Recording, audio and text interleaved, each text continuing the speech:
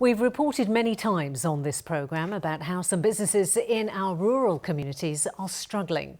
Whether it's weak milk prices, closing pubs, poor internet coverage or a reduction in local transport services, you could be forgiven for thinking the countryside is on its last legs.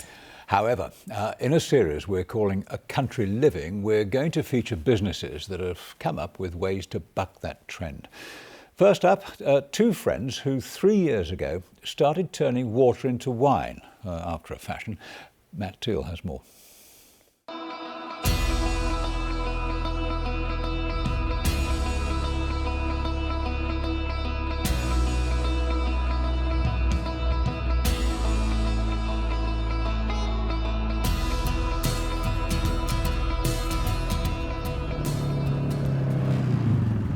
Early morning in Northamptonshire, and third-generation farmer Tom Warner is harvesting his land's most precious resource: pure, natural spring water.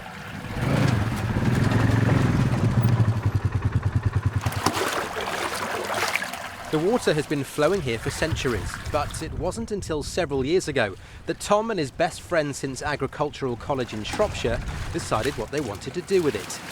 We basically decided, over a few glasses of wine, we decided to start a business. We started looking into a lot of different ideas. Wanted it to be farm-based because we were both farmer sons. Penultimate idea was to grow crops such as lavender and distill the oils out. And the crops would only be ready once a year. And so we thought, what can you do with the still for the rest of the year? Of course, we can make alcohol. So we never spoke about flowers again.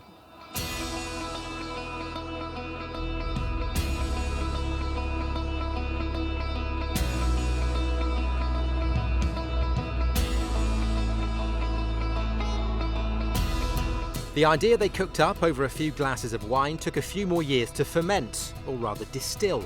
But what they later had installed into a 200-year-old converted barn is a sight to behold. Okay, so this is where it happens. Absolutely, yeah. Beautiful looking machine, first of all. Yeah. Talk us through it.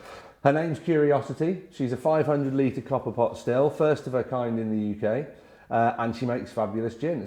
She's the heartbeat of the business, basically. It's definitely a she. It's a she, yeah. I think it's like boats. You have to christen her still. Yeah, we came up with Curiosity because a cat had put paw prints in the cement floor. So Curiosity killed the cat. She didn't actually kill the cat, but the retort to that is satisfaction brought it back, and we think our gin's quite satisfying. So. Okay, so what goes into it?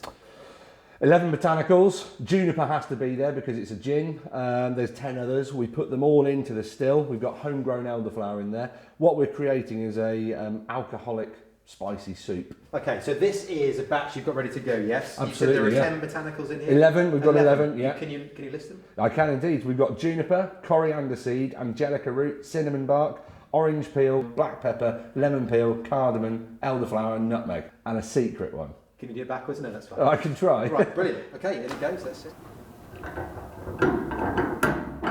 It took 4.5 months of weekly tastings to decide on the exact blend of flavours, which is, let's face it, nice work if you can get it. But the journey to actually producing the gin as a sellable product was anything but easy. What does it say about the state of agriculture at the moment that so many farms and farmers are having to diversify into these unusual businesses? I think farming as an industry has sort of entered the global market, and because of that we're competing not only with different counties or different areas within the country or in Europe, but actually the world. So commodity prices are traded for wheat and things. So a lot of farmers are having to, unless you've got big volumes, you've got to sort of look at other revenue streams to keep your business afloat, basically. Back in the barn, and the temperature is rising as the latest batch nears completion. We've got that vapour coming off that spicy soup we've created. That's now being forced through the rest of the still. The rest of the still is cleaning and refining that. So all of those essential oils and the ethanol are being pushed through. We're cleaning, we're refining. So the stuff that makes it to the top of this column, 4.3 metres at the top, is the stuff we want. That's then coming off, being cooled, and that's our gin almost finished. The result is a range of premium gins that are bottled, labelled, and now sold in a variety of high-end shops up and down the country. Literally from ground to viable business, and all as a result of two friends catching up over dinner. Looks like it was great fun, doesn't it? And 4.5 months of product testing. Yeah. Did Matt bring any back? He did, but he didn't share. I can tell you now. We'll tell him off tomorrow.